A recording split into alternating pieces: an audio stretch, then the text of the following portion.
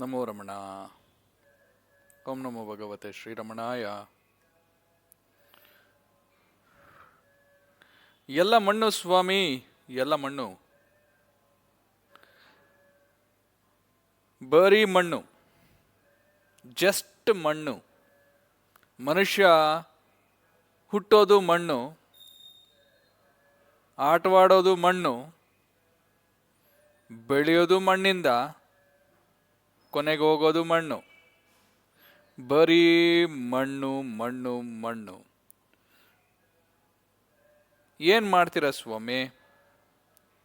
ಏನು ಸಾಧನೆ ಮಾಡ್ತೀರಾ? ಏನು ಸಾಧನೆ ಮಾಡ್ತೀವಿ? ಅದೆಲ್ಲ ಕೊನೆಗೆ ಮಣ್ಣು ಮಣ್ಣು ಮಣ್ಣು.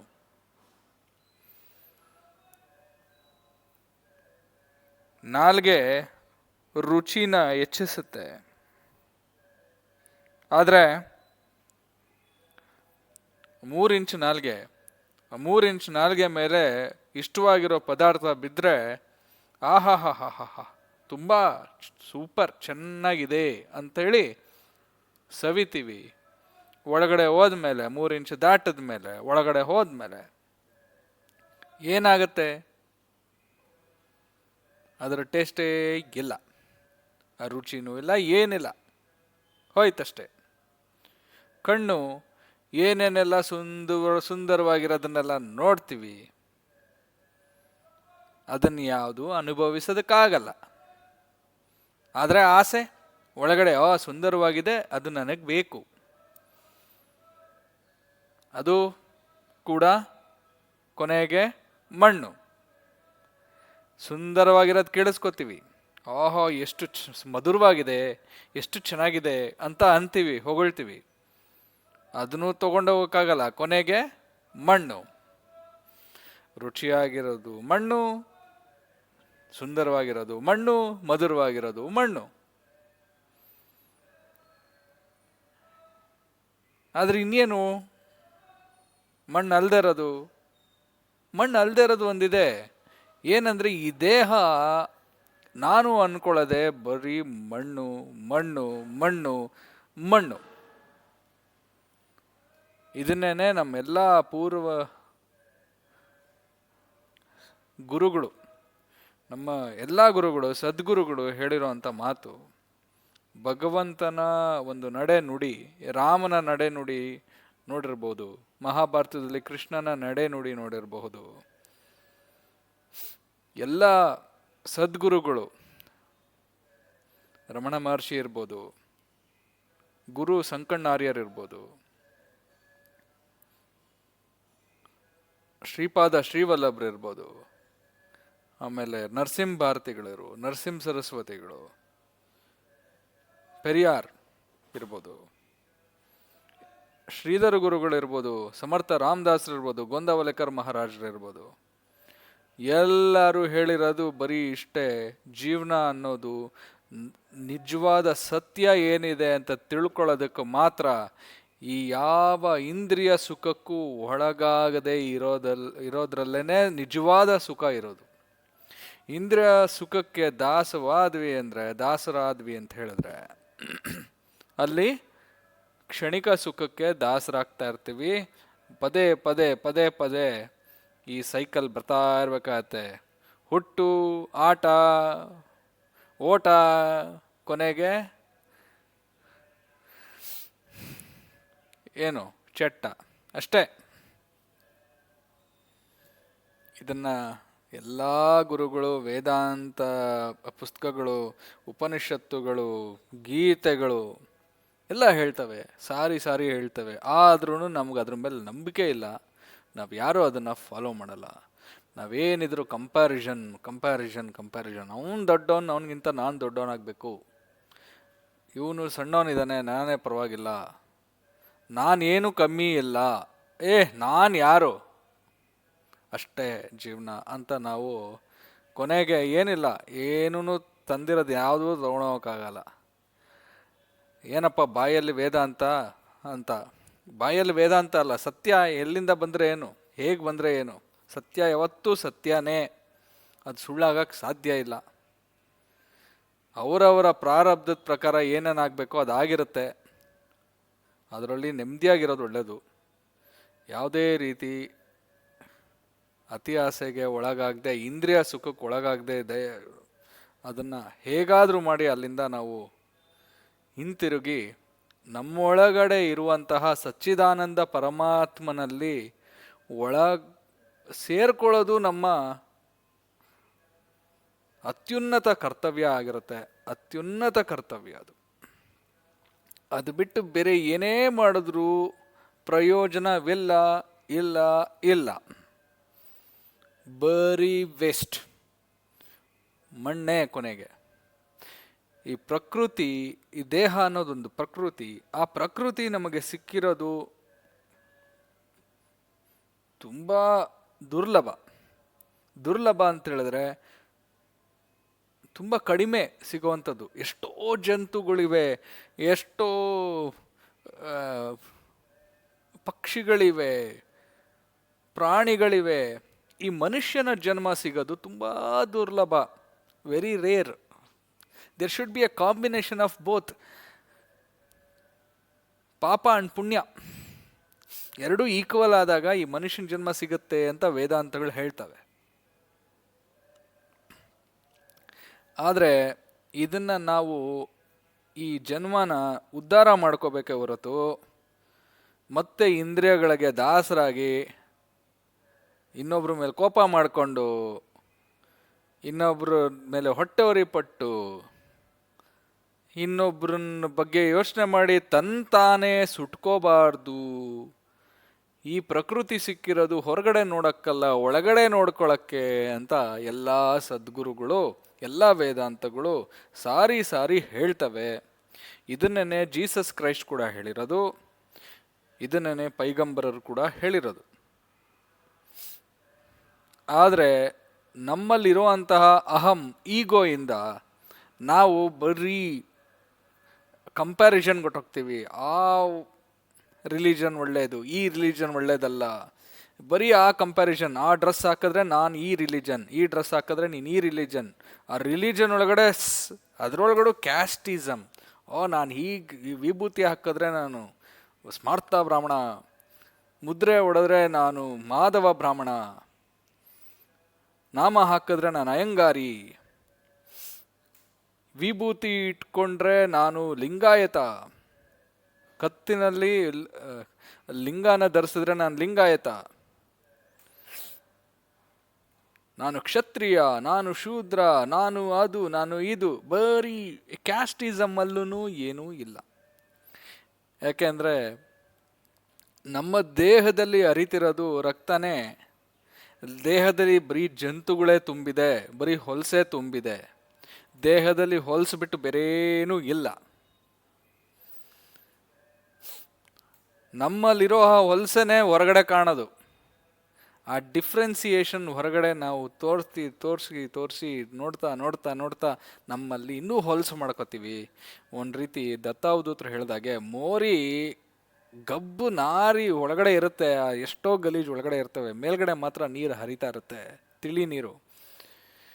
ಎಲ್ಲಿ ತನಕ ನಾವು ಆ ಮೋರಿನ ಕ್ಲೀನ್ ಮಾಡಲ್ವೋ ಅಲ್ಲಿ ತನಕನೂ ಆ ಗಲೀಜು ಒಳಗಡೆ ಹಂಗೇ ತುಂಬಿಕೊಂಡಿರುತ್ತೆ, ಮೇಲ್ಗಡೆ ಮಾತ್ರ ತಿಳಿಯಾಗಿ ನೀರು ಹರಿತಾ ಇರುತ್ತೆ. ನಾವು ಹೇಗಾದರೂ ಮಾಡಿ ಅದನ್ನು ಕ್ಲೀನ್ ಮಾಡ್ಕೋಬೇಕು. ನಾವು ಕ್ಲೀನ್ ಮಾಡ್ಕೊಂಡ್ವಿ ಅಂದರೆ ನಮ್ಮಲ್ಲಿ ಇರುವಂತಹ ಪರಮಾತ್ಮ ನಮಗೆ ತುಂಬ ಸ್ಪಷ್ಟವಾಗಿ ಕಾಣಿಸ್ತಾನೆ, ತುಂಬ ಸ್ಪಷ್ಟವಾಗಿ ಗೋಚರಿಸ್ತಾನೆ. ಕಾಣಿಸ್ತಾನೆ ಅನ್ನೋದಕ್ಕಿಂತ ಗೋಚರಿಸ್ತಾನೆ. ಫೀಲಿಂಗ್, ಆ ಎಕ್ಸ್ಪೀರಿಯನ್ಸ್ ಶುರುವಾಗತ್ತೆ. ಇದು ಅದ್ವೈತನೂ ಅಲ್ಲ, ದ್ವೈತನೂ ಅಲ್ಲ, ವಿಶಿಷ್ಟಾದ್ವೈತನೂ ಅಲ್ಲ, ಇನ್ನೇನೂ ಅಲ್ಲ. ಎಲ್ಲದೂ ಸೇರುವಂತಹ ಒಂದೇ ಜಾಗ. ಅದೇನಂದರೆ ಪರಮಾತ್ಮ, ಭಗವಂತ ಅಂತ ನಾವೇನು ಕರಿತೀವಿ ಅದು ನನ್ನೊಳಗಡೆನೇ ಇದೆ. ಆ ಪರಮಾತ್ಮ ತತ್ವವು ನಮ್ಮ ಒಳಗಡೆನೇ ಇದೆ. ಈ ದೇಹ ನಾನಲ್ಲ, ದೇಹಕ್ಕೆ ಅಲ್ಲಿಂದನೇ ಎನರ್ಜಿ ಬರ್ತಾ ಇರೋದು. ದೇಹಕ್ಕೆ ಎನರ್ಜಿ ಬರ್ತಿರೋದೇ ಅಲ್ಲಿಂದ. ಆ ಎನರ್ಜಿ ನಾನು, ಈ ದೇಹ ನಾನಲ್ಲ. ಇದನ್ನು ನಾವು ಯೋಚನೆ ಮಾಡಲಿಲ್ಲ ಅಂದರೆ, ಇದರ ಬಗ್ಗೆ ನಾವು ಎನ್ಕ್ವೈರಿ ಮಾಡಿಕೊಳ್ಳಿಲ್ಲ ಅಂದರೆ ನಾವು ಹೊರಗಡೆ ಜಗತ್ತಿನಲ್ಲಿ ನಡೆಯುವಂತಹ ವಿಷಯಗಳೇ ಸತ್ಯ ಅಂತ ತಿಳಿತಾ ತಿಳಿತಾ ಮುಂದುವರಿತಿದ್ರೆ ಇದೇ ಗತಿ, ಅದೋ ಗತಿ. ಮತ್ತೆ ಶುರು, ಮತ್ತೆ ಶುರು, ಮತ್ತೆ ಶುರು. ಏನು? ಜನನ ಮರಣದ ಸೈಕಲ್. ಅದಕ್ಕೆ ಎಲ್ಲ ಶಾಸ್ತ್ರಗಳ ಪ್ರಮಾಣದಲ್ಲಿ, ಎಲ್ಲ ವೇದಾಂತಗಳ ಪುಸ್ತಕ ಓದೋಕ್ಕಾಗಲಿಲ್ಲ ಅಂದರೂ ತೊಂದರೆ ಇಲ್ಲ. ಪುಸ್ತಕದಲ್ಲಿ ಕೆಲವೊಬ್ರಿಗೆ ಓದೋಕ್ಕಾಗತ್ತೆ, ಕೆಲವೊಬ್ರಿಗೆ ಓದೋಕ್ಕಾಗಲ್ಲ, ತೊಂದರೆ ಇಲ್ಲ. ಆದರೆ ನಾನು ಬದುಕಿದ್ದೀನಿ ಅನ್ನೋದು ಎಷ್ಟು ಸತ್ಯನೋ ಅದು ಎಲ್ರಿಗೂ ಗೊತ್ತಿದೆ. ಕತ್ಲೆ ರೂಮಲ್ಲಿ ಕೂತ್ಕೊಂಡು ನಾನು ಇದೀನೋ ಇಲ್ವೋ ಅಂತ ಕೇಳಿದ್ರೆ ನಾನು ಇದ್ದೀನಿ ಅಂತ ನನಗೆ ಅನಿಸುತ್ತೆ. ಕತ್ಲೆ ರೂಮಲ್ಲಿ ನನಗೆ ಈ ಕಣ್ಣಿಂದ ಏನೂ ಕಾಣಿಸ್ತಾ ಇದ್ರೂ ನಾನು ಇದ್ದೀನಿ ಅನ್ನೋ ಫೀಲಿಂಗ್ ನನ್ನಲ್ಲಿ ಇದ್ದೇ ಇರುತ್ತಲ್ವ. ಅದು ಎಲ್ಲಿಂದ ಫೀಲ್ ಬರ್ತಾ ಇದೆ ಅದನ್ನು ಹುಡ್ಕೋಬೇಕು ಅಂತ ರಮಣ ಮಹರ್ಷಿಗಳು ತುಂಬ ಸ್ಪಷ್ಟವಾಗಿ ಹೇಳ್ತಾರೆ. ಸೆಲ್ಫ್ ಎನ್ಕ್ವೈರಿ, ನನ್ನನ್ನು ನಾನು ಅರಿಯುವಂತಹದ್ದು. ಹೂ ಆಮ್ ಐ? ನಾನು ಯಾರು? ಇದನ್ನು ಮಾಡಲಿಲ್ಲ, ನಾವು ಸೆಲ್ಫ್ ಎನ್ಕ್ವೈರಿ ಮಾಡ್ಕೊಳ್ಳಿಲ್ಲ ಅಂತ ಹೇಳಿದ್ರೆ, ನಮ್ಮಲ್ಲಿರುವಂಥ ಪರಮಾತ್ಮ ತತ್ವ ನಮಗೆ ಗೋಚರಣೆ ಆಗಲಿಲ್ಲ ಅಂತ ಹೇಳಿದ್ರೆ, ಮತ್ತೆ ಜನ್ಮ ಮರಣದ ಒಂದು ಈ ರಾಂಗ್ ಕಾನ್ಸೆಪ್ಷನ್ ಏನಿದೆ, ಈ ದೇಹ ಅನ್ನೋ ದೇಹ ಬುದ್ಧಿ, ಇದು ನಾನು ದೇಹ ಅಂತ ಅಂದ್ಕೊಂಡಿರೋದೇನಿದೆ, ಅದು ನಮ್ಮನ್ನು ಈ ಜನ್ಮ ಮರಣದ ಒಂದು ಸೈಕಲ್ನಲ್ಲಿ ಸುತ್ತಾಕ್ಸ್ತಾ ಇರುತ್ತೆ. ಇದರಿಂದ ನಾವು ಹೊರಗಡೆ ಬರಬೇಕು ಅಂತ ಹೇಳಿದ್ರೆ ನಮ್ಮ ಐಡೆಂಟಿಫಿಕೇಶನ್ ಏನಿದೆ, ನಾವು ಏನನ್ನ ಇದುವರೆಗೂ ಸತ್ಯ ಅಂತ ತಿಳ್ಕೊಂಡಿದ್ದೀವೋ ಆ ಸತ್ಯ ನಿಜವಾಗ್ಲೂ ಸತ್ಯವೇ ಸುಳ್ಳ ಅಂಥೇಳಿ ನಮಗೆ ಅರ್ಥ ಆಗೋ ತನಕನೂ ಇದು ಕಷ್ಟ. ಇದು ನಮ್ಗೆ ಅನಿಸ್ತಾ ಇರುತ್ತೆ ಇದೇ ಸತ್ಯ, ಪ್ರಪಂಚನೇ ಸತ್ಯ, ಅದರಿಂದನೇ ನಾವು ಸುತ್ತಾಡ್ತಾ ಇರ್ತೀವಿ ಅಂತ. ಅದಕ್ಕೆ ಶ್ರೀಕೃಷ್ಣ ಪರಮಾತ್ಮ ಭಗವದ್ಗೀತೆನಲ್ಲಿ ಹೇಳಿದ್ದಾರೆ, ಎಷ್ಟೋ ಮೆಥಡ್ಸ್ ಹೇಳಿದ್ದಾರೆ. ಮೊದಲನೇದು ಜ್ಞಾನಯೋಗ ಅಂತ ಹೇಳಿದ್ರು, ಭಕ್ತಿ ಯೋಗ ಅಂತ ಹೇಳಿದ್ರು, ಕರ್ಮಯೋಗ ಅಂತ ಹೇಳಿದ್ರು, ಸಾಂಖ್ಯ ಯೋಗ ಅಂತ ಹೇಳಿದ್ರು. ಎಷ್ಟೋ ಯೋಗಗಳು, 18 ಅಧ್ಯಾಯಗಳಿವೆ, ಬೇರೆ ಬೇರೆ ಬೇರೆ ಬೇರೆ ಮೆಥಡ್ಡು. ಆದರೆ ಎಲ್ಲದನ್ನು ಕೊನೆಗೆ ಸೇರೋದು ಒಂದೇ ಕಡೆ, ಆ ಭಗವಂತನ ಗೋಚರಣೆ, ಆ ಭಗವಂತನಲ್ಲಿ ಒಂದಾಗೋದು. ಆ ಭಗವಂತನಲ್ಲಿ ಒಂದಾಗೋದು ಅಂದರೆ ಭಗವಂತ ಬೇರೆ ಎಲ್ಲೂ ಇಲ್ಲ. ಆ ಭಗವಂತನ ಶಕ್ತಿಯಿಂದನೇ ಈ ಬಾಯಿಂದ, ಈ ಸದ್ಯಕ್ಕೆ ಈ ದೇಹದಿಂದ ಈ ಥರ ಒಂದು ಸೌಂಡ್ ಬರ್ತಾ ಇದೆ. ಆ ಸೌಂಡ್ ಎಲ್ಲಿಂದ ಉಂಟಾಗ್ತಾ ಇದೆ ಅಂತ ನಾವು ಕೇಳಿಕೊಂಡ್ರೆ, ಅಥವಾ ಯಾರಾದ್ರು ಇದನ್ನು ಕೇಳಿಸ್ಕೋತಿದ್ರೆ, ಯಾರು ಇದು ಕೇಳಿಸ್ಕೋತಿರೋದು ಯಾರು ಅಂತ ಯೋಚನೆ ಮಾಡಿ ಯೋಚನೆಯಲ್ಲಿ ಮುಳುಗಿದ್ರೆ, ಕರೆಕ್ಟಾಗಿ ಯೋಚನೆಯಲ್ಲಿ ಅಂತ ಹೇಳಿದ್ರೆ ಸೆಲ್ಫ್ ಎನ್ಕ್ವೈರಿ ಮಾಡ್ಕೋಬೇಕು, ಇದು ಎಲ್ಲಿಂದ ಬರ್ತಾ ಇದೆ ಅನ್ನೋದು. ಈ ಒಂದು ಥಾಟ್, ಈ ಒಂದು ಯೋಚನೆ ಎಲ್ಲಿಂದ ಬರ್ತಾ ಇದೆ ಅನ್ನೋದನ್ನು ನಾವು ಅರ್ಥ ಮಾಡಿಕೊಂಡು, ಅಥವಾ ಅದನ್ನು ಪ್ರಶ್ನೆ ಹಾಕ್ಕೊಂಡು, ಇದು ಯೋಚನೆ ಬರ್ತಿರೋದು ಯಾರಿಗೆ ಅಂತ ಕೇಳಿದ್ರೆ ಇದು ನನಗೆ ಅಂತ ಅನಿಸುತ್ತೆ, ಈ ಬೆಗ್ಗರ್ ಕಿಂಗ್ಗೆ.